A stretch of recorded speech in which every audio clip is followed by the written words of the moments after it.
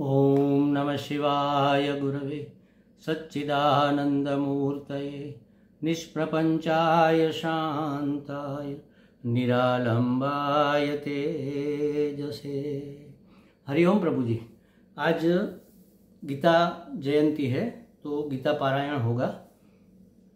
ओम पार्थाय प्रतिबोधितां भगवता नारायणेन स्वयं व्यासेन ग्रथितां पुराणमुनिना मध्ये महाभारतम् अद्वैतामृतवर्षिणीं भगवतीम् अष्टादशाध्यायिनीम् अम्ब त्वामनुसन्दधामि भगवद्गीते भवद्वेषिणीम्। यं ब्रह्मा वरुणेन्द्ररुद्रमरुतः स्तुवन्ति दिव्यैस्तवैः वेदैः साङ्गपदक्रमोपनिषदैः गायन्ति यं सामगाः।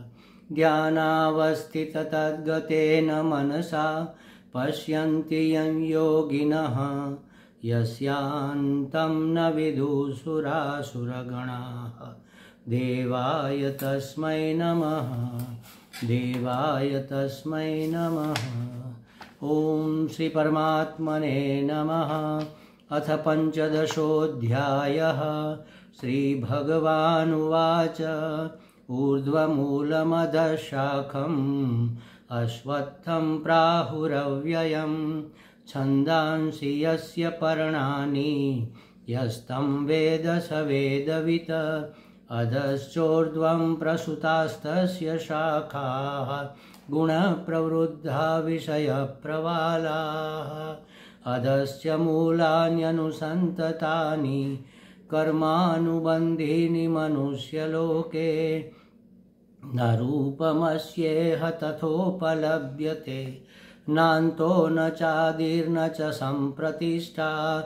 अश्वत्थमेनं सुविरूढमूलम् असङ्गशस्त्रेण दृढेन छित्त्वा तत्परिमार्गितव्यं यस्मिन् गता न निवर्तन्ति भूयः।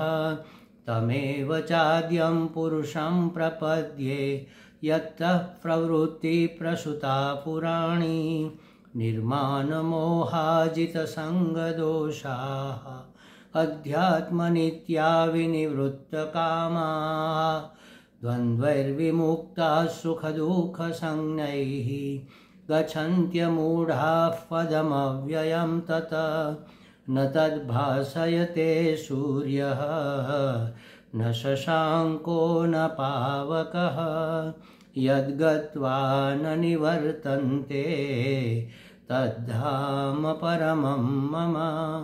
ममेवांशो जीवलोके जीवभूतः सनातनः मनःषष्ठानीन्द्रियाणि प्रकृतिस्थानि कर्षति। शरीरं यदि वाप्नोति यच्चाप्युत्क्रामतीश्वरः गृहीत्वैतानि संयाति वायुर्गन्धानि वाशयात्। श्रोत्रं चक्षुस्पर्शनं च रसनं घ्राणमेव च अधिष्ठाय मनश्चायं विषयानुपसेवते उत्क्रामन्तं स्थितं वापि भुञ्जानं वा गुणान्वितं विमूढानानुपश्यन्ति पश्यन्ति ज्ञानचक्षुषः यतन्तो योगिनश्चैनं पश्यन्त्यात्मन्यवस्थितं यतन्तोऽप्यकृतात्मानः नैनं पश्यन्त्यचेतसः। यदादित्यगतं तेजः जगद्भासयतेऽखिलं यच्चन्द्रमसि यच्चाग्नौ तत्तेजो विद्धि मामकं। गामाविश्य च भूतानि धारयाम्यहमोजसा पुष्णामि चौषधिः सर्वाः सोमो भूत्वा रसात्मकः अहं वैश्वानरो भूत्वा प्राणिनां देहमाश्रितः प्राणापानसमायुक्तः पचाम्यन्नं चतुर्विधम् सर्वस्य चाहं हृदि सन्निविष्टः मत्तस्मृतिर्ज्ञानमपोहनं च वेदैश्च सर्वैरहमेव वेद्यः वेदान्तकृद्वेदविदेव चाहं द्वाविमौ पुरुषौ लोके क्षरश्चाक्षर एव च क्षरः सर्वाणि भूतानि कूटस्थोऽक्षर उच्यते उत्तमः पुरुषस्त्वन्यः परमात्मेत्युदाहृतः यो लोकत्रयमाविश्य बिभर्त्यव्यय ईश्वरः यस्मात्क्षरमतीतोऽहम् अक्षरादपि चोत्तमः अतोऽस्मि लोके वेदे च प्रथितः पुरुषोत्तमः यो मामेवमसम्मूढः